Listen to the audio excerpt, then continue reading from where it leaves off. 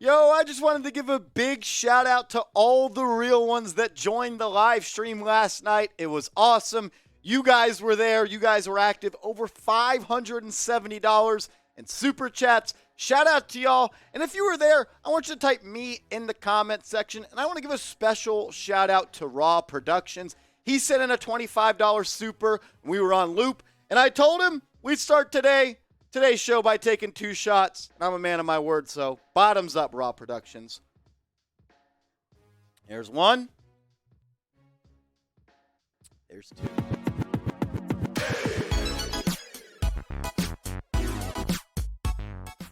Welcome into New York Knicks Now by Chat Sports. In today's show, we're going to touch on the latest Donovan Mitchell stuff, Carmelo Anthony to the New York Knicks, and is Julius Randle going to get traded? But first, I got to give a shout out to today's sponsor, Mint Mobile. When you go to mintmobile.com/chatsports, you can get hooked up with an unlimited talk and texting cell phone plan for as low as $15 per month. We'll tell you more about them later on in the show, but get started right now, mintmobile.com/chatsports. In today's show, like we talked about, Tommy Dee. If you don't know who he is, he's on Twitter. He's one of the most popular Knicks Twitter heads out there. He does some stuff for SNY.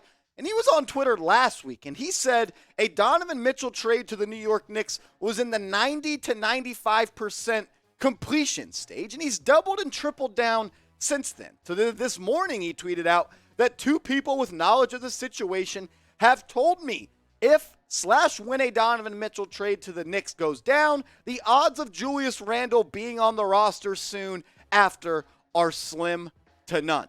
Then he doubled down again, and he said this. He said, for those looking for an ideal Knicks internal roster scenario, I'm told move number 1, Donovan Mitchell trade. Move number 2, Randle trade for shorter contract, Russell Westbrook a salary dump. And move number 3, sign Carmelo Anthony and NBA free agency. I don't want to put too much stock into this at this point in the game.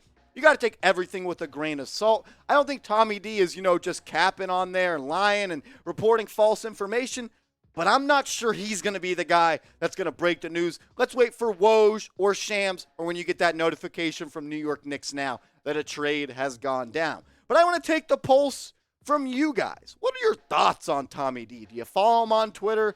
What do you think about him? Let me know what you think. Do you think he's capping? Do you think there's no cap? Let me know what you think. Cap, no cap. Light up the comment section right now. And look, like we talked about, if a trade happens, if he gets traded to another team, we're still probably going to go live on this channel and break everything down. Look, we're growing like crazy. We're about to get to 12,000 subscribers. If you haven't yet and you love the Knicks, I promise you're going to love this channel. Go down right now, hit that big red button, lock us in, and help us get to 12,000 subscribers.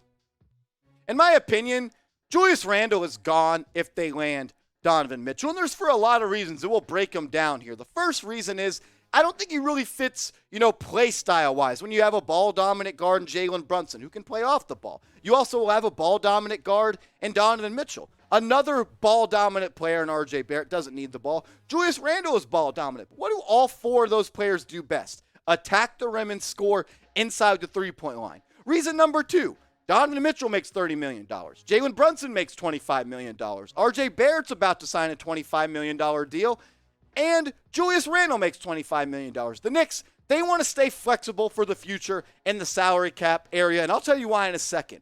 But it's not just that Julius didn't play well last year. He kind of alienated himself from the team and his teammates. I mean, look at everything that went down last year. The thumbs down, the 2 scuffles with Gobert and Cam Johnson, a career-high 12 technical fouls. The dude was frickin' texting in post-game press conferences. He was dressing by himself in the locker room. He didn't participate on the road in lineup announcements. He wasn't speaking to the media. $163,000 in fines, and he slapped the laptop out of an assistant coach's hands on the sideline. And the reason the Knicks want to move on from Julius Randle also to do with the lack of play last year. He dipped in production. We all know that. We don't got to show the stats. We know that he's not really a great fit on the roster with Donovan Mitchell, but it's because in 2024 and 2025 and the year after that, he's making $27.5 million and $29.4 million in 2025, which is a player option, which he is going to opt into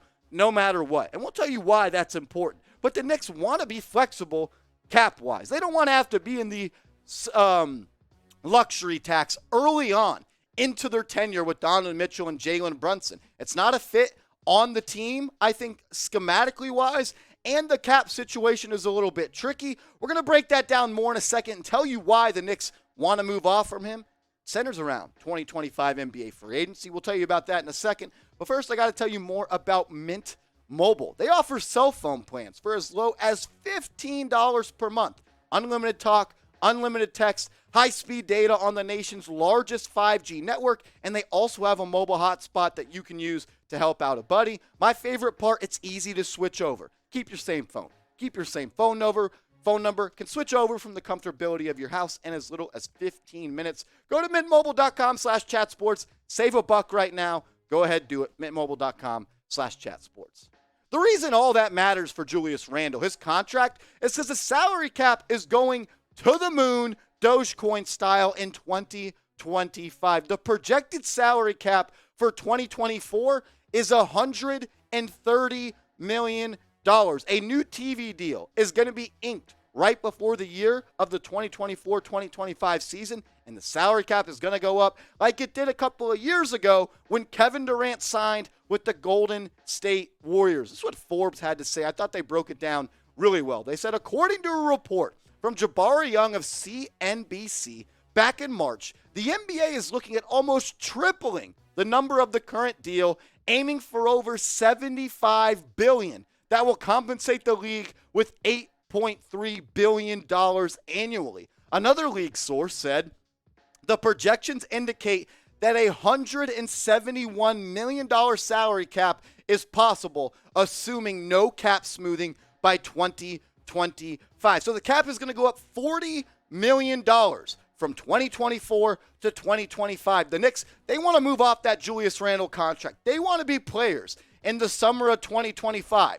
Because one, it's going to be another opportunity to add to this lineup and these starters with a lot of money in free agency. And there's some good players in that free agency class. Guys like Brandon Ingram, who's only going to be 28 years old. Paul George and Kawhi Leonard will be a little bit older. Jason Tatum will still be really young. And Anthony Davis, a guy that we know has ties to the Knicks, and the Knicks have been interested. I'm not all that interested in Anthony Davis, but these are going to be the top 5 free agents in that free agency class. And if you compare any of these guys with Brunson, Donovan Mitchell, R.J. Barrett, and Mitchell Robinson, that team goes from a contender to the team that can be winning an NBA championship. The Knicks want to stay flexible. They want to shed the money now, and they want to be able to be players in NBA free agency in 2025. That's why they want to trade Julius Randle the most.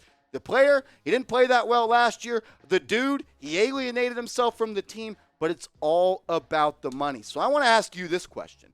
Should the Knicks dump Randle's salary before the season? And this can go if they trade for Donovan Mitchell or not. I truly believe if they trade for Mitchell, Julius is gone. If they don't, I think Julius stays this year, and they try to trade him during the season or in the offseason of 2023. Give me a Y for yes. Give me an M for no. Let me know what you think about this question.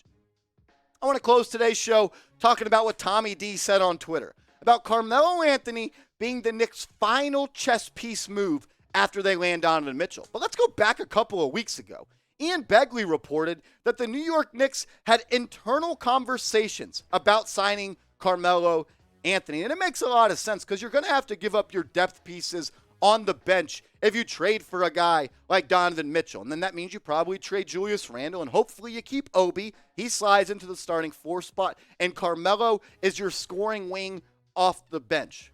But honestly, this only makes sense if the New York Knicks trade for Donovan Mitchell, because if you keep or don't trade for Mitchell and you keep all the young guys, there's no real room for Carmelo Anthony because Julius will be the starter. Obi will be the backup 4. You have 2 backup bigs and Isaiah Hartenstein as well as Jericho Sims. There's not really a roster spot or any minutes for Carmelo to come. This would only happen if the Knicks trade for Donovan Mitchell. And I think it would be a home run signing by Leon Rose. One, Melo's a legend. He'd be able to teach the youth. but he's still a damn good basketball player. And he's a different basketball player than he once was with the New York Knicks. 13.5 points per game last year with the Lakers, 4.2 rebounds, 44% from the field, and 37% from three. Carmelo Anthony is not this guy that just posts up in the mid-range and ISOs and does the jab step and scores. This is someone that shoots the three-point ball at an elite clip of almost 38%,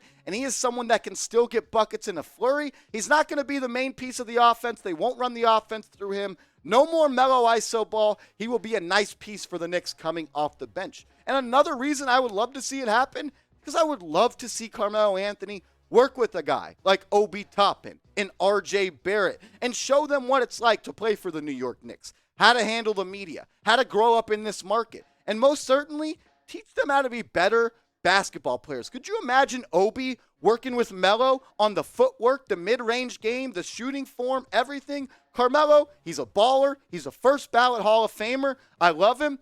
For my age generation, he's probably a lot of people's favorite New York Knick of all time. And to see him end his career with the Knicks, teaching Obi with Mitchell, Brunson, Barrett, Mitch Robb, I would love to see it. But that's just my take. I want to hear from you. I know a lot of people don't like Carmelo. There's some people that love him. There's some people that don't. So I want to see right now where you stand on this. Type 7 if you want the Knicks to sign Carmelo Anthony, or type P for pass if you're not all that interested. I appreciate everybody that's made New York Knicks now a part of their day today.